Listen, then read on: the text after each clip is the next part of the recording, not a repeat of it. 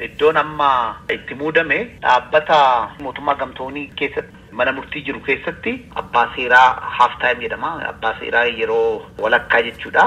Achirratti ni kan muudame afaan Ingiliffaatiin manni murtii kun United Nation Dispute Tribunal jedhama. Hojiin isaa maal? United Nation Charter erga ijaaramee booda bakka adda addaatti hojii isaa hojjechaa jira. Abdii lafa kanarra jiran hundumarrattu kaayyoo ittiin dhaabbate sana yegguu dalagu waa'ee seeratiin wal qabatee waa'ee haqaatiin wal qabatee dhaabbanni gamtoomanii kun wal hojii baay'ee hojjechaa jira. Haa ta'u malee waa'ee haqaa irratti waa'ee nageenya addunyaa waa'ee misooma addunyaa waa'ee hiyyummaa balleessuu sagantaa adda addaa qabatee yegguu hojjetu biyya itti hojjetu san keessatti mana murtii national court san jedhaman kana jechuudha. Mana murtii kana keessatti dhimmi isaanii ni ilaalamu.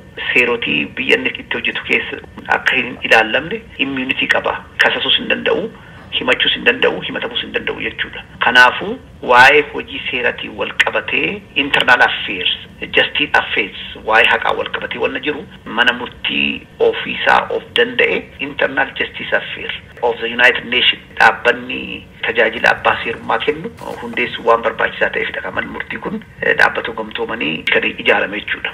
Manni murtii kun abbootii seeraa 9 muudamaa fi abbootiin seeraa 3 dhaabbiidhaan waggaatti hojjetanii abbootiin seeraa 6 immoo yeroo walakkaa isaaniitti hojjetanii tarmiin isaanii waggaa 7 fi tajaajiluun irraa eegamu. Kan muudu immoo United Nation General Assembly yaa'ii dhaabbata gamtoomaniitidha. Dhimma United Nation Internal Affairs ta'e hundumaa manni murtii kun kan jiru New York, Jenevaadhaa fi Naayiroobii irra jira. Bakka 3 kana hundumaa deemnee hojjenna jechuudha. Attamitti filatamtan obbo Solomoon? Abbootiin seeraa 3 tarmii isaanii fixan tureeyyuu abbaa seeraa 2 dhaabbiidhaa tokko immoo half time. Kanaaf jara kana bakka buusuudhaaf United Nation Internal Justice Council International Vacancy baasee tureeyyuu isatu namoota filatee qoratee yaada dhumaa kennee muudamaaf General Assembly dhabdeessa fi nama tokkotti erga dorgomee booda engadda yegguu muudamni keenya UN General Assembly itti dhiyaatu councilin kun akkamitti maal keessa dabarsee namoota kana akka filatee akka dhiyeesse gabaasa dhiyeessee ture jechuudha. Gabaasa kanarratti akka kaa'ametti vaakansii ba'een biyya adda addaatirraa ardii hundumarraa namoonni 380 fedhii isaanii agarsiisanii akka galmaanii kan turan ta'uu isaanii calallii godhee namoota 90 qormaata barreeffamaatiif akka dhiyaatan godhe erga qormaata barreeffamaa fudhannee booda immoo nama 31 immoo interviewudhaaf akka dhiyaannu nu godhe jechuudha kaawunsiliin kun. Namni tokko interview irratti dhiyaanne namni 30 interview godhee turre. Interviewin kun san geggeeffame dhaabbata mootummaa gamtoomanii waajjira Heeg argamutti qaamaan dhaqneeti interview kan goone ji'a caamsaa darbe interview fudhachuu danda'eera jechuudha. Vaakansii ani irratti dorgome half time judge jedhama kana irratti jechuudha. Nama 2 kaawunsiliin kun muudamaaf nu dhiyeesse jechuudha. Anaa fi dubartiidha abbaa seeraa mana murtii waliigalaa biyya Awustreeliyaa kan turte muudamaaf nu dhiyeesse jechuudha. Umarratti full time irratti nama 2 yoo barbaadamu namni 4 muudamaaf dhiyaate. Half time irratti nama tokko yoo barbaadamu nama 2tu dhiyaate. Umarratti kan murtii kan kenne eenyu United Nation General Assembly jedhamu yaa'ii waliigalaa hambiyyi mootummaan addunyaa kanarra jira hundumtuu keessatti miseensa ta'an 193dha. Gaafa filannoon kun gaggeeffamu walgahii irratti kan hirmaate biyyi 190 sagaleen kennamee anaa fi sagalee 97 yookiin argadhu. Ana wajjin dorgomte abbaan seeraa biyya Awustreeliyaatii dhufte sun immoo sagalee 90 argatte. Biyyi 3 immoo in abstention jedhamu sagaleen kennine san ta'anii caalmadhaan sagalee waan argadde waan ta'eef ani muudamuu danda'eera jechuudha.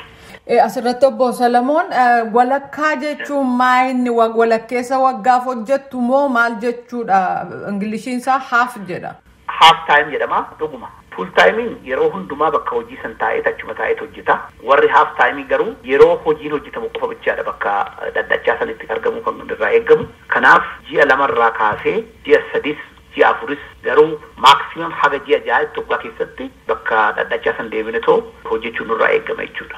Dorgomanii iddoo argachuun barnoota hojii waan deemu qaba. Barnoota sadarkaa maalii akka qabdan natti himaa? Biyya keessatti digrii jalqabaa seeran Yuunivarsiitii Finfinneetti fixee sana boodas immoo yuunivarsiitota adda addaatirraa digrii lammaffaa 3 hojjedheera. University of Amsterdam irraa International Economic Law'dhaan maastereetii baradheera. Biyya Ameerikaatti immoo Yuunivarsiitii Harvard irraa seeran maastersii baradheera. akkasumas yuunivarsiitii Harvard jirurraa bulchiisa uummataatiinis public administration jedhamsaniinis maastersii baradheera. Kana birattis immoo seera wal qabatee kan akka biyya Israa'eelittis short term training kana irratti hirmaadheera.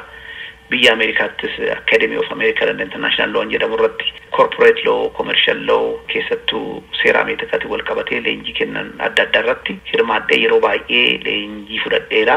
Biyya keessatti abbaa seerummaadhaan ogummaa seeratiin immoo gara waggaa 25 hojjedheera. Biyya alattis international arbitration wal qabatee seera addunyaa kanaa wal qabatee wanna jira irratti hojii adda addaa yeroo adda addaa na hojjedha.